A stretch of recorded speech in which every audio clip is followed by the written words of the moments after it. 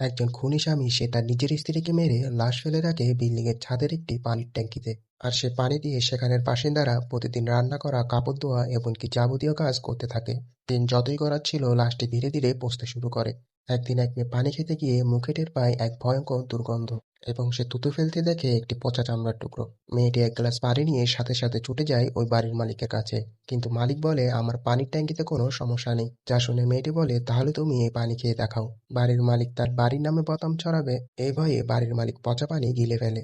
আর যা দেখে মেয়েটি পুরোপুরিভাবে অবাক হয়ে যায়। মেয়েটি আশেপাশে বিভিন্ন ফ্ল্যাটে খবর নিয়ে দেখে আসলে পানিতেই সমস্যা। তারা যখন ছাদে গিয়ে পানির ট্যাঙ্কটি খুলে দেখে, যেখানে ভেসে বেড়াচ্ছে একটি পচা লাশ। আর সে খুনিটি ফেঁসে যাবে এই ভয় পেয়ে লাশটিকে সরাতে গেলে মেয়েটি তা দেখে ফেলে। খুনিটি মেয়েটির সামনে এমন ভাব করে যেন সে কিছুই জানে না। ওই খুনিটি এখানে কি করছে মেয়েটি তা দেখতে গেলে এই সুযোগে খুনিটি মেয়েটিকে ধাক্কা দিয়ে পানির ট্যাঙ্কে ফেলে ডুবে মারার চেষ্টা করে। কিন্তু ভাগ্য ভালো, ওই খুনিটি পা পিছলে পড়ে যায় ওই পানির ট্যাঙ্কিটিতে। আর ওই মেয়েটি কোনোরকম উঠে এসে পুলিশকে খবর দেয়, এবং এভাবে ফাঁস হয় এক ভয়ঙ্কর সত্য ঘটনা। এটা শুধু একটি গল্প নয়, বরং একটি সত্য ঘটনাকে অবলম্বন করে তৈরি করা।